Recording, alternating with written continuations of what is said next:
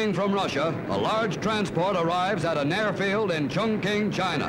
Aboard is a visitor from America, Vice President Henry Wallace. Traveling as the personal representative of President Roosevelt, Wallace is welcomed by Generalissimo Chiang Kai-shek and other high Chinese officials.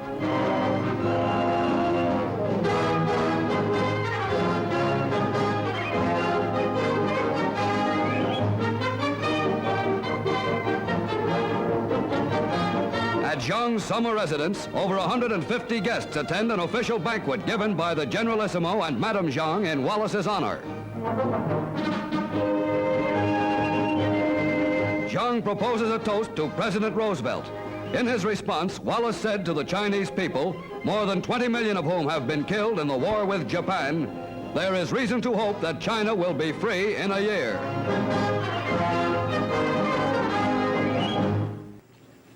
On the afternoon of the 8th of August 1945, the men of an army 1 million strong were about to be taken completely by surprise.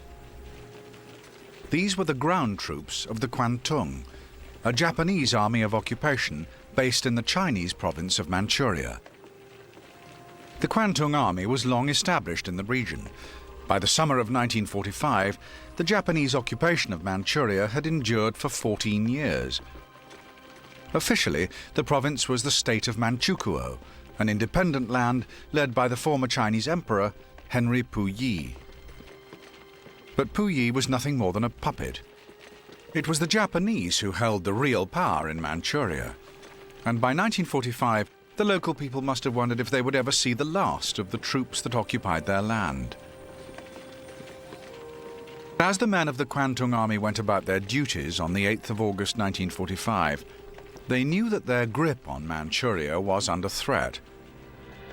Just 2 days earlier, an American atomic bomb had laid waste the Japanese city of Hiroshima. As news of the nuclear attack spread, many soldiers of the Kwantung must have wondered if they would face a similar fate.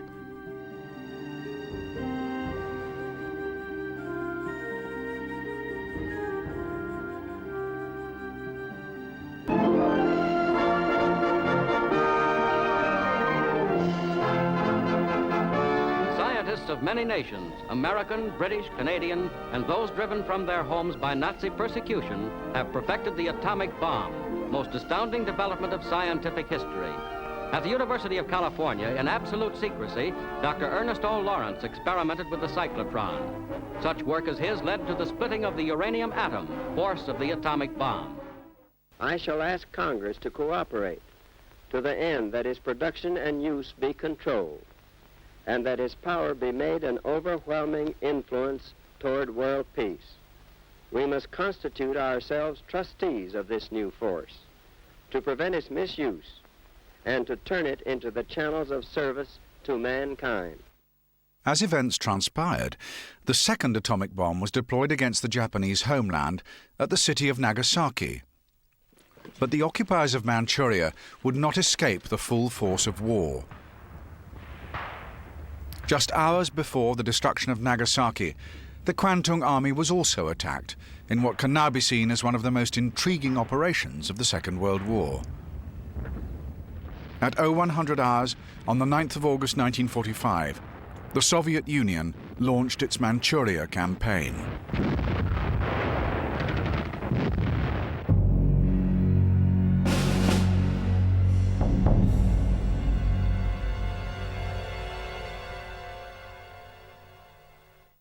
General George C. Marshall, General H.H. Arnold, Chief of the Air Forces, and Fleet Admiral Ernest J. King attend the meeting. General A.I. Antonov, Red Army Chief of Staff, and Soviet officers meet with the Americans. On 8th August, 1 week after the conference ended, Russia declared war on Japan and sent her Siberian armies into Manchuria.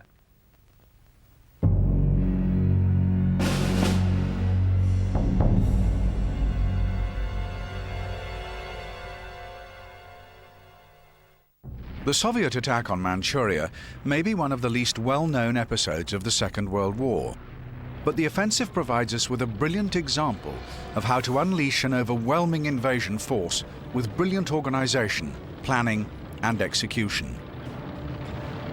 All through the summer of 1945, men and material was relocated from Europe to the Far East as part of the preparation.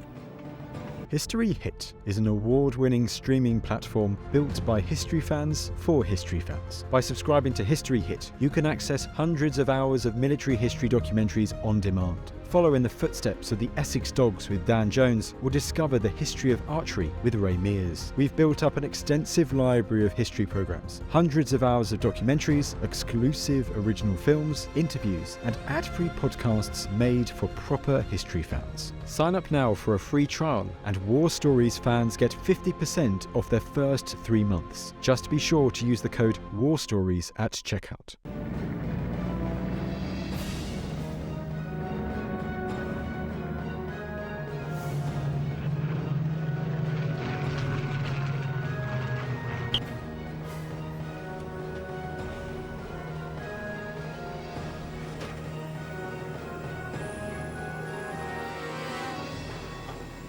No fewer than 136,000 railway wagons were used as victorious Soviet forces from the west journeyed up to 12,000 kilometers to take up positions in the east.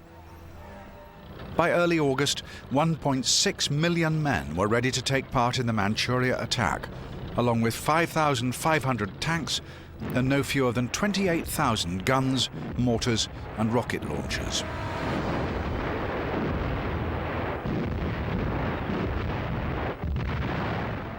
In overall charge of this Far East Command, Marshal Alexander Vasylyevsky, former chief of the Soviet General Staff and mastermind of the Stalingrad offensive.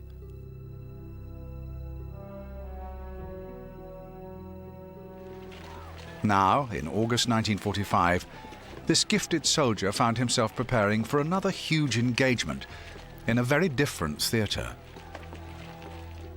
Vasylyevsky's objective can be easily understood. His task was to drive the occupying Japanese out of Manchuria. He knew that this would hasten the end of the war against Japan, and success would bring about a massive increase in the Soviet Union's regional influence after hostilities were over. To achieve his task, the Commander-in-Chief conceived a plan that was both simple and bold. A simultaneous attack from all sides, involving an enormous display of military muscle.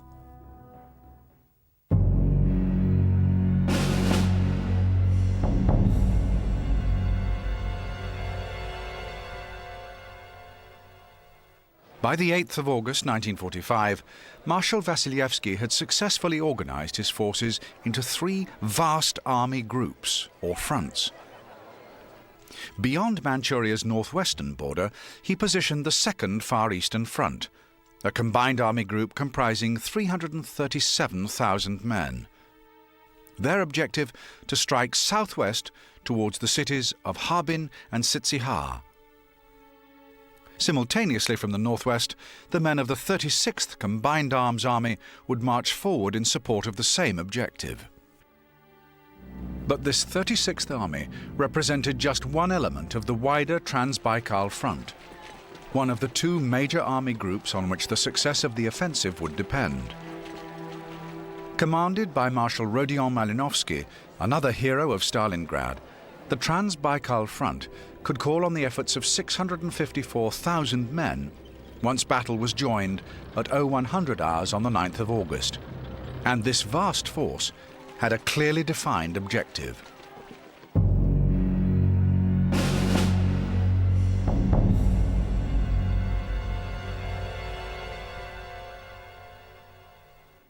The overall plan determined by the Far East Command was for the Trans-Baikal Front to form one half of a classic pincer movement. Its objective was to sweep over the inner Mongolian desert, over the Grand Hingyan Mountains, and down into the strategically vital central Manchurian plains.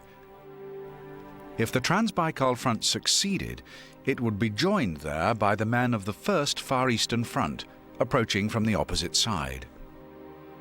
This second half of the pincer was another vast army group, a total of 587,000 troops, under the command of Marshal Kirill Meretskov. The resources at his disposal included Colonel General Krylov's 5th Combined Arms Army, a force that would be in action as soon as the offensive began. By the 8th of August 1945, Krylov and his troops finally knew when that moment would be. The final great campaign of the Second World War was now imminent. At 0100 hours on the 9th of August 1945, the men of the 5th Combined Arms Army moved across the border. On thousands of miles of front, all around Japanese-occupied territory, the same story was repeated. The Manchuria campaign had begun.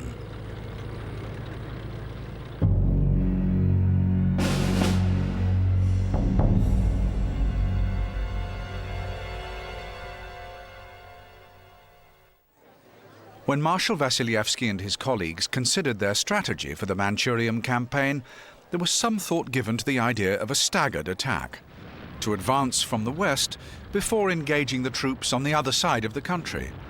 But in the end, it was those who argued for a simultaneous attack whose opinion prevailed.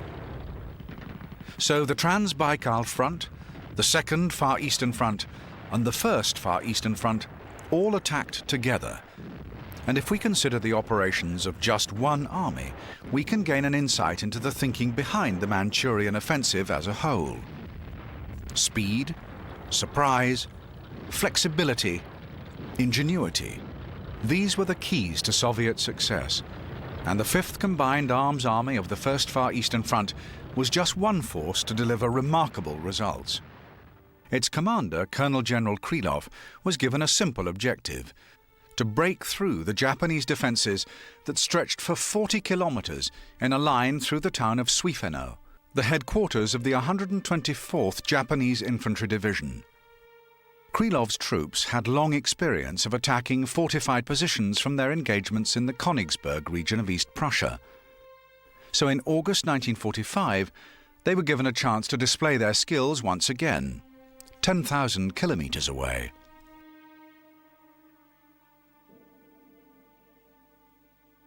To the Japanese, it seemed inevitable that any Soviet attack would come through the Suifeno Valley. But Krylov decided to take a less obvious approach. It was typical of the events that took place on the first day of the Manchuria campaign. Defying heavy rain, the Fifth Army's advance parties were instead ordered to move forward through the woody, hilly terrain that lay to the north. At first, the Japanese failed to notice the almost silent companies of infantry and supporting engineers. When the advancing Soviets arrived at the first of the Japanese defensive positions, they were still well protected by the cover of night, and the full reality of the situation now revealed itself to the Japanese forces.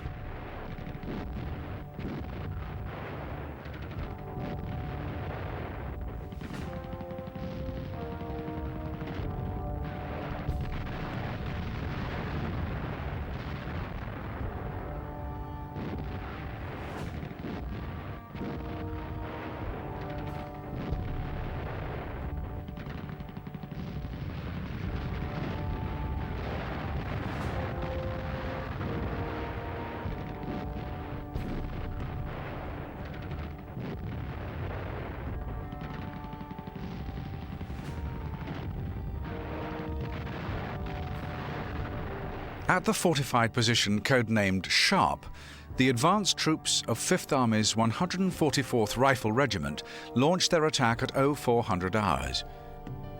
But it was only when they were joined by units of tanks and 152mm self-propelled guns that the Japanese fortification was finally reduced. To the south of the strong point codenamed Camel, the terrain was too marshy for armoured support to be deployed against the Japanese position. But for Captain Shverbakov of the 3rd Battalion, 707th Rifle Regiment, this was not going to prevent an assault by his company using closer combat weapons. Explosives, grenades, and petrol bombs were all brought to bear against the Japanese pillboxes and gun emplacements.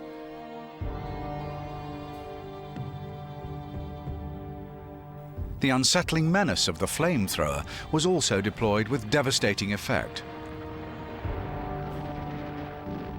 After just 2 hours of engagement, the Camel stronghold was secured, enabling the main body of Fifth Army troops to advance. And advance they did. By the end of the 9th of August 1945, Fifth Army had forced a 35-kilometre hole in the Japanese defences, as retreating forces attempt to secure a new line west of Mulang, an effort hampered by the Soviet cutting of telephone cables. It was the 11th of August before the Japanese were able to regroup in any sort of order, by which time Fifth Army had advanced 80 kilometres into Manchurian territory. The Japanese had been taken completely by surprise, and the Soviet Fifth Army had exceeded their own expectations.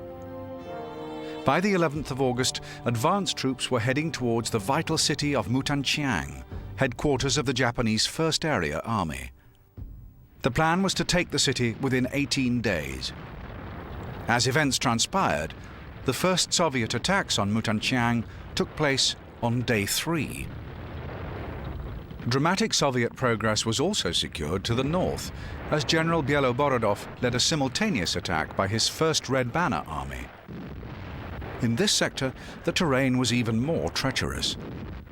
Thick forest covered hills, anything up to 1,000 meters in height. Rain-swollen streams and rivers had turned many valley areas into marshland. And advancing infantry also had to contend with the so-called taiga, a ground covering of thick woody foliage whose sharp needles could rip a soldier's flesh. Combined with heavy rain, the result was a landscape that was surely unsuitable for a fast-moving infantry advance. But the First Red Banner Army leadership took a different view. As elsewhere, Soviet tactics were dominated by the desire for surprise, so General Bieloborodov split his troops into several individual axes of advance, and in the early hours of the 9th of August, single infantry columns began their march into an area with few substantial Japanese positions. The Kwantung Army considered the difficulty of the terrain to be defence enough. But the First Red Banner Army were equal to the challenge, as they used a subtle combination of resources to make substantial progress. In the early hours of the 9th of August, 2 columns of regimental size led the way through the forest, hacking their way through the undergrowth as they went. And these infantrymen were also supported by a detachment of armour.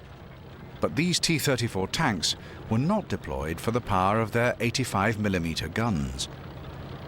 Instead, they were used to clear a path through the forest by knocking over any trees that blocked their way.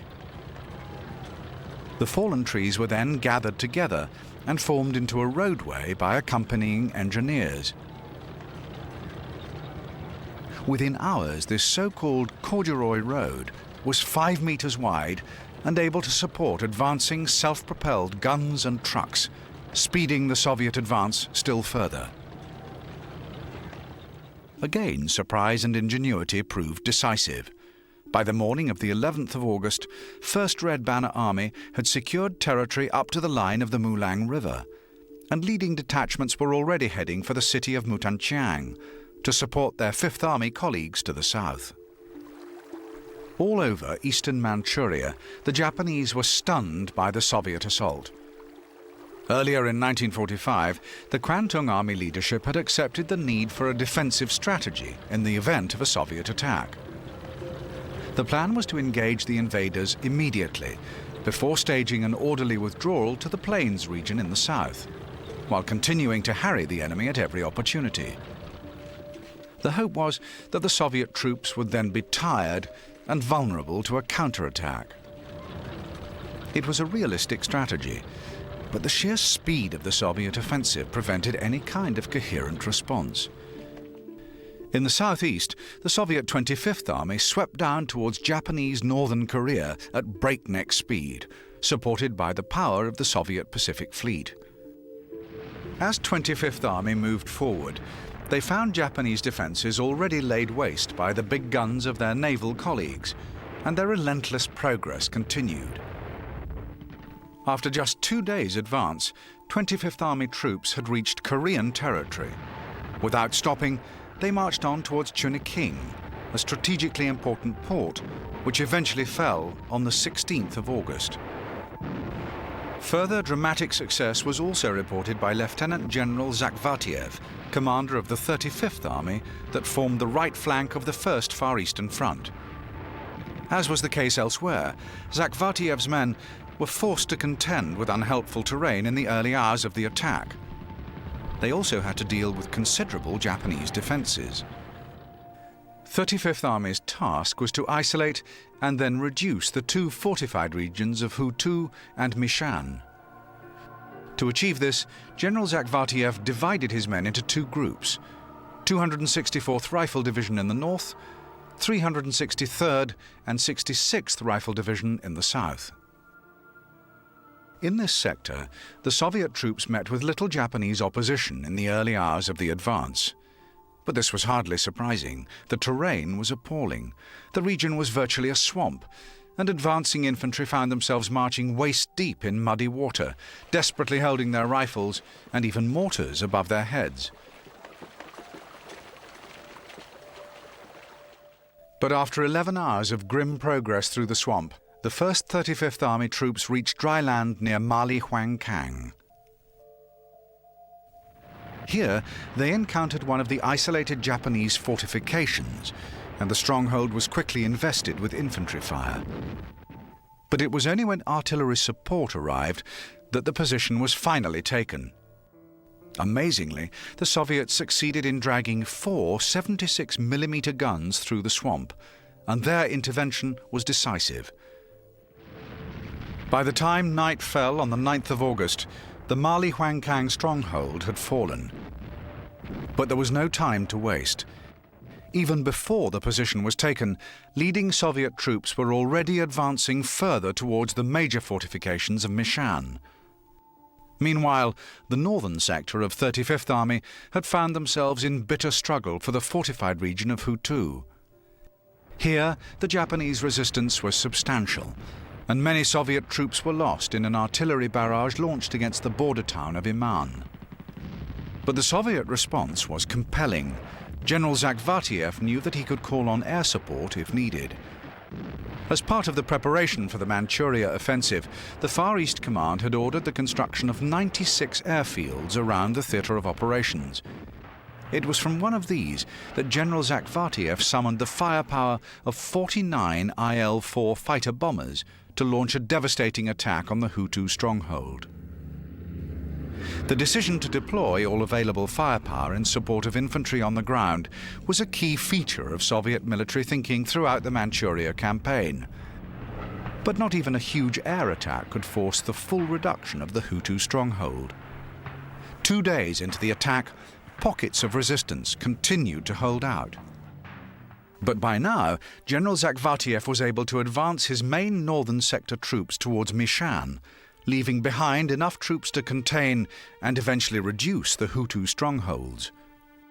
This march to Mishan would involve another crossing of a deep swamp, but by allocating dedicated bridge and road building units within each advancing regiment, Zakhvatiev was able to secure a path through the marshland. Mishan eventually fell on the 12th of August, without much in the way of a fight. The Japanese defenders had already all but withdrawn. In all sectors of the First Far Eastern Front, the invading Soviet troops were rampant.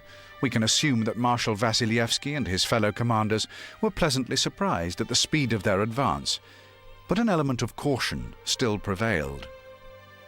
The Japanese plan for a controlled withdrawal in the face of the onslaught was already all too clear. 3 days into the offensive, on the 12th of August, the scene was set for the only major set-piece battle of the Manchuria campaign. The Japanese dug in near the headquarters of their own First Area Army. The battle for the city of Mutanchiang now loomed. It was potentially a decisive engagement, since Mutanchiang was the most important Japanese communications center in the region. To defend the city, the Japanese plan called for 126th and 135th Infantry Divisions to position themselves east of the existing defenses of 124th Division. But the Soviet attackers were now full of the confidence generated by the speed of their advance. The original invasion plan anticipated the capture of Mutanchiang by the 18th day of hostilities. But as early as day 3, General Krylov was able to dispatch an advance party of Fifth Army to test the Japanese defences at Mutanchiang. The result was clear. Even before the full might of Krylov's army could be brought to bear, the Japanese forces were engaged in a continuing withdrawal in the face of Soviet armour and especially artillery.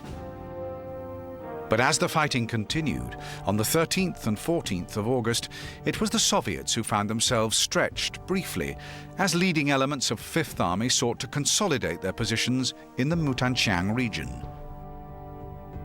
Tenacious resistance by the Kwantung Army was reported by many Soviet units as the bitter street fighting continued. But by the 15th of August, the Japanese hold on Mutanchiang stood on the brink of collapse, as Fifth Army closed in from the east of the city, while 1st Red Banner Army attacked from the north. Now the Katyusha rocket launchers pulverized the defenders' positions as infantry platoons joined in street-by-street combat.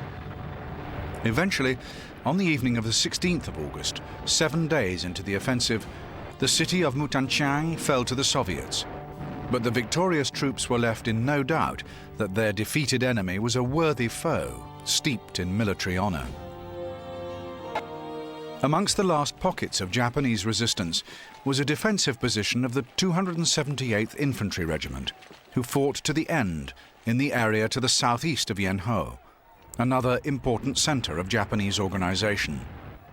When it became clear to Regimental Commander Yamanaka that the fight was lost, the thought of surrender was furthest from his mind. Instead, he ordered a final desperate attack on Soviet positions, knowing that all hope of victory was lost. With this last act of defense complete, Colonel Yamanaka performed the ancient ritual of suicide by disembowelment as his astonished enemy looked on. It was now the 16th of August, 1945. Soviet plans had called for the capture of Mutanchiang after 18 days of operations. After just 7 days, the objective had been achieved. All across the advancing line of 1st Far Eastern Front, the Japanese had been put to rout as the Soviet troops marched relentlessly forward. Immediately after the capture of Mutanchiang, leading detachments of 1st Red Banner Army began the advance towards Harbin, while men of the victorious Fifth Army headed for the strongholds of Ning'an and Kirin. The whole of Manchuria was now a war zone. Elsewhere, the supporting 2nd Far Eastern Front had also met with phenomenal success in the early days of the offensive. The achievements of the separate 5th Rifle Corps were typical. Their attack began with a crossing of the river Ussuri. Here, as elsewhere, the Soviet landing craft were put to effective use on the morning of the 9th of August 1945. Within 48 hours, 5th Rifle Corps had achieved its aim of reducing the Japanese defences at Yacho. With this achieved, a secure advance towards the major city of Polyi would be irresistible. Further north still, 2nd Red Banner Army were tasked to engage and destroy the fortified region in the area of Aihun and Sunwoo. This was a sector which saw a far more vigorous defense by the Japanese occupiers. It was here that the Soviets found themselves on the receiving end of one of the few Japanese assaults from the air during the Manchuria campaign. In the whole theatre of operations, Japan was able to deploy just 1,800 aircraft against a Soviet total of some 4,300.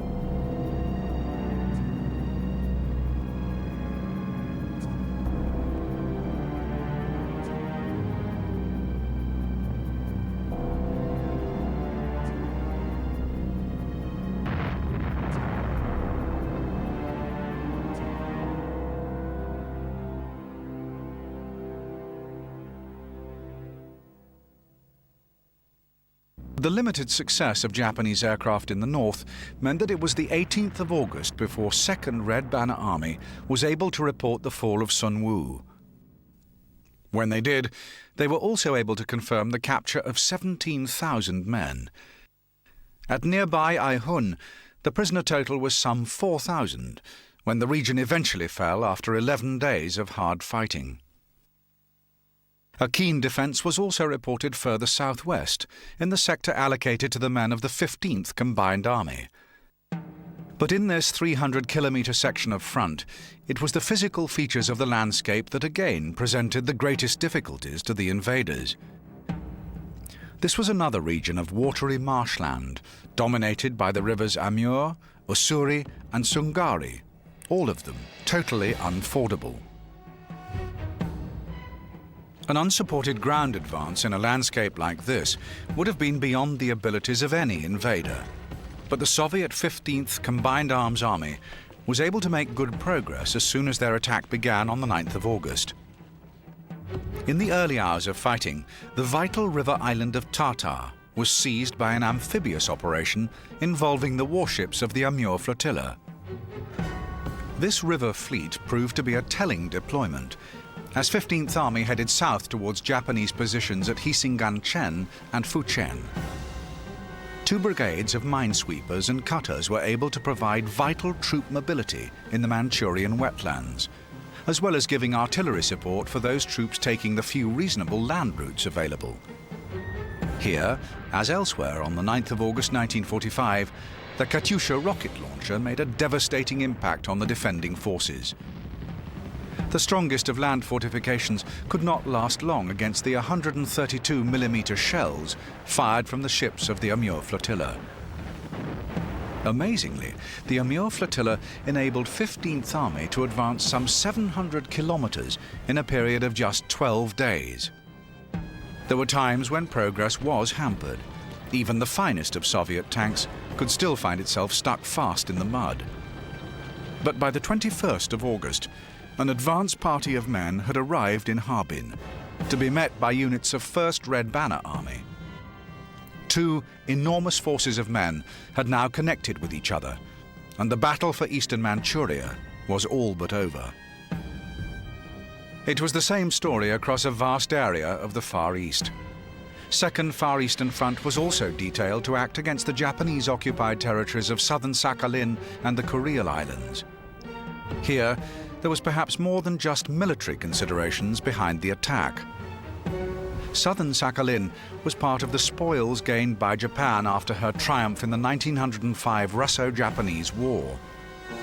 This had been a national humiliation for Tsarist Russia, and it was 40 years before her Soviet successor was able to avenge the defeat.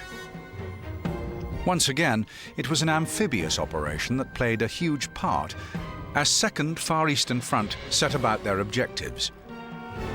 A 33-ship flotilla from the base at Sovetskaya Gavan was dispatched to support a ground attack from troops sweeping down from Soviet northern Sakhalin.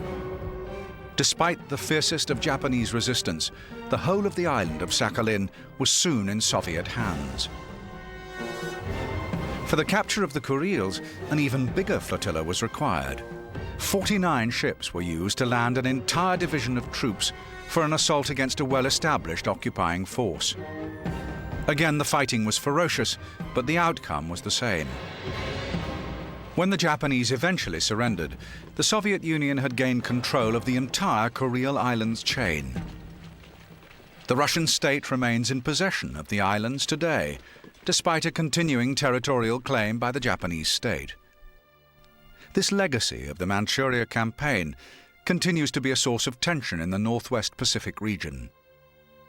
The conquest of the Kurils remains the most symbolic achievement of the men of 2nd Far Eastern Front in August 1945. With this in mind, it is remarkable to remember that the whole front was deployed in an essentially supporting role. Despite the involvement of 337,000 men, this was the smallest of the 3 enormous army groups deployed for the Manchurian offensive.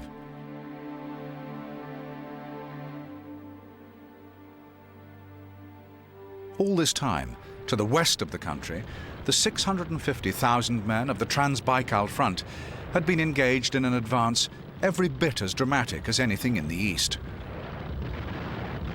Across 2,300 kilometers of front line, speed was once again a key element in the strategy for Trans-Baikal Front, and a heavy emphasis on motorized transport characterized resource allocation prior to hostilities. As soon as the Trans-Baikal began its attack on the 9th of August, the value of these transports was quickly demonstrated in the hostile territories of Mongolia and then Manchuria itself. The Japanese suspected that an invading army would attack along a possible 2 lines of advance, and they positioned their defences accordingly. At strongholds like the city of Hailar, the Japanese fortifications were well established, but the Soviet commanders remained confident. With the huge resources available to him, including 10,000 guns and mortars and some 2,400 tanks, Marshal Milovsky decided to attack using 10 lines of advance. One of the areas from which an attack could be readily predicted was the valley gap in the Khingan Mountains in the northwest. Japanese fortifications were especially heavy in the regions of Hailar and Pokhotu, and the Kwantung Army could not have been especially surprised to engage troops of Soviet 36th Combined Arms Army on the 9th of August 1945. In the days that followed, the fighting in the northwest was amongst the fiercest witnessed in the entire Manchurian campaign. For the attack on the stronghold of Hailar, a key role fell to the men of the 205th Tank Brigade. Having crossed the river Argun, this armoured detachment swept south towards the stronghold of Hailar. In just 12 hours, they covered 100 kilometres and secured an initial position in the city. But the Japanese fought tenaciously against this forward detachment. It was only after 24 hours of bitter engagement that the 205th Tank Brigade were joined by their colleagues of the 9th Rifle Regiment as the fighting continued. It was 8 days before the region of Pokhotu was finally subdued, and the defences at Hailar held out for a further 24 hours. The men of the Japanese 8th Independent Brigade and the 119th Infantry Division covered themselves in glory. But long before the end, they knew that the Soviet investment they faced was no more than a diversionary episode in the unfolding drama. The Soviets had known only too well of the Japanese strength in the region, and Soviet planners had been careful not to allocate the best troops for this sector of the Manchurian attack. War is necessarily an enterprise that requires cold, calculating thinking. In simple terms, the Soviet commanders were prepared to suffer large losses amongst the men of the 36th Army in the pursuit of their diversionary objectives. The real Soviet thrust was far away in the south, and from the very beginning, its progress was spectacular. Furthest south of all, the Soviet Mongolian Combined Cavalry and Mechanized Group were tasked with a march across the Mongolian desert towards the cities of Dolonor and Kalgan. By the 11th, they had advanced 200 kilometers. Similar progress was reported on the following 2 days, and by the 14th of August, the objective of Dolonor had been achieved. The sheer speed of the advance meant occasional problems with maintaining supply lines in the dusty terrain. But with the assistance of the so-called ship of the desert, the camel, the remarkable march of the Soviet Mongolian force continued. After the capture of Dolonor, the Cavalry Mechanized Group now set off further south with the ambitious aim of joining with Chinese troops in the region around Peking. Despite fierce Japanese resistance at Kalgan, the objective was achieved in style, and on the 21st of August, the Soviet commander Pliev was able to order a dramatic symbolic gesture to emphasize the scale of his men's achievement.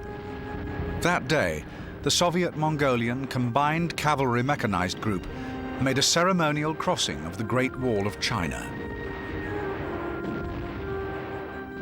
The progress of 17th Combined Arms Army was hardly less remarkable. With the Japanese not expecting an assault over the supposedly secure Grand Khingan Mountains, the Soviet troops were able to effect a march towards the Yellow Sea with little in the way of enemy resistance. In this sector, It was the dusty terrain and the heat of the desert sun that presented more of a problem than any Japanese defense. In temperatures of 35 degrees, heat stroke was an inevitable problem for the time of year, and yet the seemingly relentless advance continued. It was the same story across the Trans-Baikal front. On virtually every avenue of advance, the progress of the Soviet forces was overwhelming. Many units reported gains of over 100 kilometers per day. The achievement of the 6th Tank Guards Army was especially noteworthy. In the first 3 days of the offensive, this elite armoured force covered a total of 350 kilometres over difficult mountain terrain as they headed for the Manchurian plains. As events unfolded, the speed of this advance presented the greatest difficulties of all.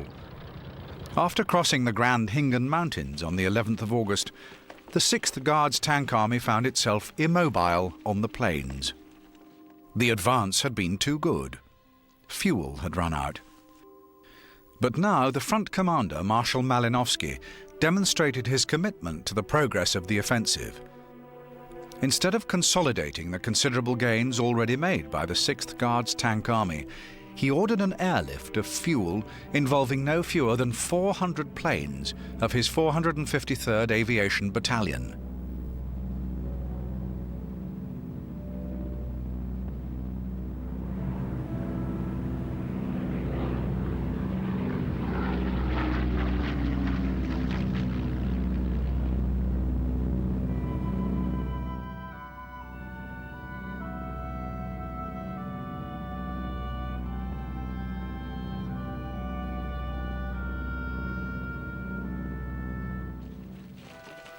By the time the advance was able to resume fully on the 13th of August, the situation on the Trans-Baikal front was already clear.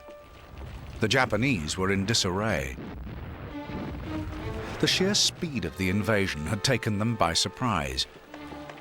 In the face of an army marching forward at 100 kilometers per day, the defending forces had little choice but to withdraw into fortified positions, to be taken out at the leisure of the Soviet commanders.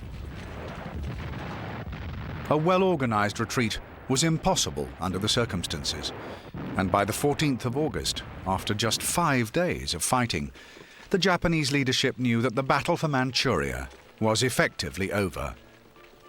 They also knew that the war itself was lost.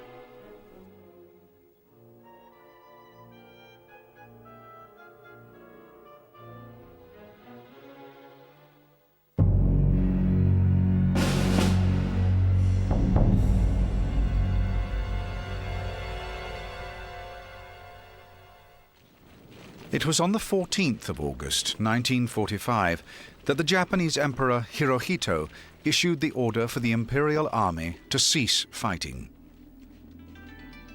5 days after the second atomic attack, Japan accepted the Allied terms for surrender, and the Second World War was virtually at an end.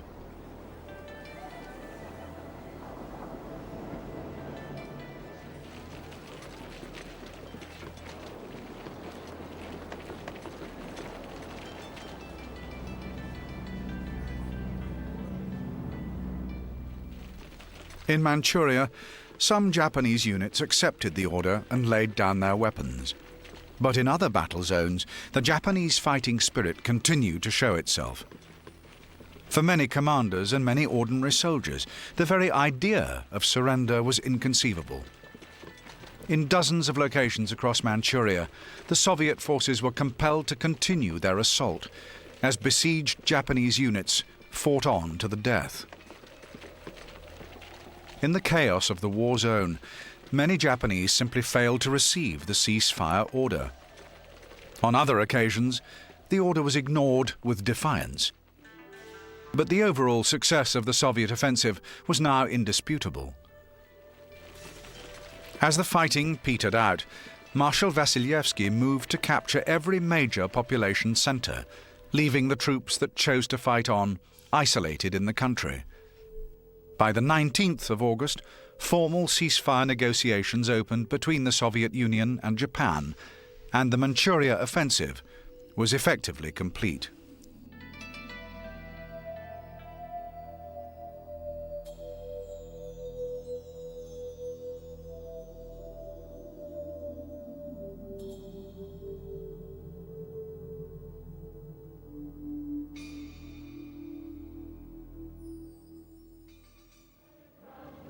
The puppet state of Manchukuo was now consigned to history. For its nominal leader, Henry Puyi, 10 years in a Chinese prison lay ahead. For the Manchurian population, the Soviet offensive was a great act of liberation, and the invaders were greeted as heroes. With the Japanese ejected, the path was clear for the restoration of Chinese sovereignty over the Manchuria region.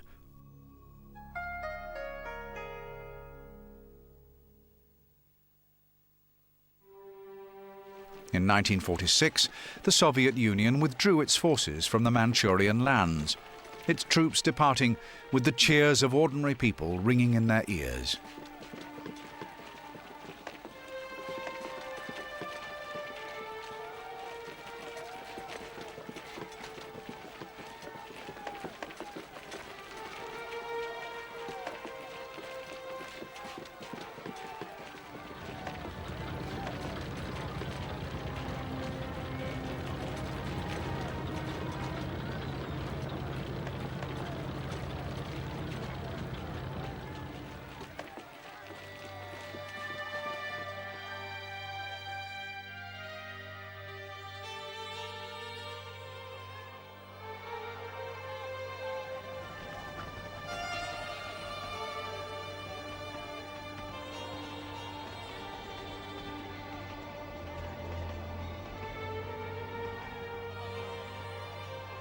The acclaim was well-deserved.